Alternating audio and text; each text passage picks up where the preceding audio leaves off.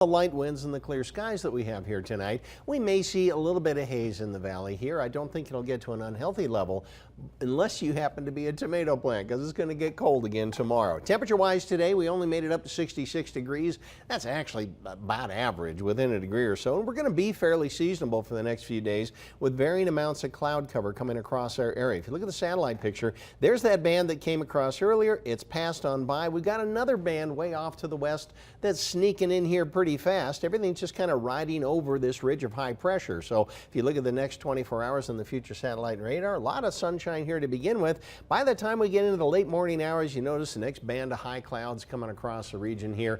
They're not going to produce any showers that I can see, and it's going to keep our temperatures fairly mild. We'll start things off tomorrow, 38 at the airport, even colder in the outlying areas, and again with clear skies. We could have some ground frost out there, so cover up the sensitive plants. We'll tell you more and give you a complete forecast coming up here a little bit later in the show. All right, we'll see you then, Mike. Thank you. Well, Nevada Attorney General Adam Laxalt announced our state is joining a lawsuit over federal restrictions to help protect sage grouse. It comes a few weeks after federal officials announced the bird would not be listed as an endangered species because of aggressive measures underway to protect its habitat. Governor Sandoval applauded that measure, but today his office issued a statement condemning the new lawsuit, calling it, quoting here, costly, and saying preventing the sage grouse from being listed has helped Nevada. The Nevada Highway Patrol is commending a trooper who arrested a man who was wanted out of Colorado. Now, 55-year-old Eldon Dick, who was wanted for a variety of charges, including felony trespassing. Well, troopers say Dick was pulled over while riding a motorcycle Tuesday, 4 miles east of Fernley, and taken into custody. They say he had threatened to kill law enforcement if they tried to stop him.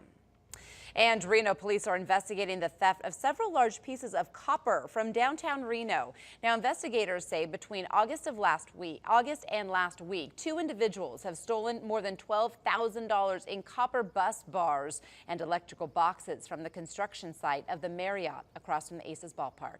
The bus bars are similar to the ones pictured here and are about 3 feet by 5 feet with numerous square holes stamped into them. If you know anything that can help police, call Secret Witness. Turning to campaign 2016 now, GOP frontrunner Donald Trump will be traveling to northern Nevada next week. Trump's campaign says he'll be holding a rally at the Nugget in Sparks a week from today, starting at noon. This will be Trump's first visit to northern Nevada since his campaign began. To RSVP, head to KTVN.com and click on the blue News Links button. Well, in just under an hour and a half from now, week 7 of the NFL regular season will be underway. And we know many of you will be watching because the San Francisco 49ers will be taking on the Seattle Seahawks at Santa Clara during Thursday night football, again right here on Channel 2. Megan Alexander joins us live from Levi Stadium, home of the Super Bowl. Who do you have there? Like, which I was good with. You'll like it. My mom saw it and was just like... Fans, next to me, Mark. Mark, tell us about why you do this and how many years you celebrate the 49ers. I've been celebrating the 49ers since 1979, but I've been putting the paint on for the last 5 years as the Vicks NyQuil most dedicated fan.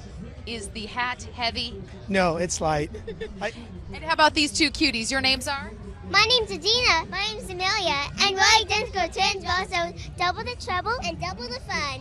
These two are too much. Levi Stadium behind me. Big matchup tonight. Seahawks and 49ers. You look at these teams, a lot of history. Kristen and Wendy, 49ers headed to Super Bowl 47. Seahawks won 48 and, of course, lost 49 to the Patriots. They go into this matchup with identical 2-4 records. They both need wins tonight. 49ers finally breaking their 4-game losing streak over the weekend, beating the Ravens. Seahawks, some say they don't have the magic of last year. They beg to differ, say that they're cleaning up some off-the-field issues. Cam Chancellor back in after a contract dispute. Marshawn Lynch, one of their best running backs, is now healthy after a hamstring injury. Seahawks got to protect their quarterback. Russell Wilson was sacked 4 times against the Panthers. Tonight, both teams want to win. Both teams need the victory. I think you guys are pulling for one team in particular, right? Oh, yes. Send it back to you here in Santa Clara. Niners. Oh, Megan, thanks so much. The Double the Trouble girls are So too cute Look for out, words. Ellen. Megan, yeah, exactly. They'll be on Ellen in no time.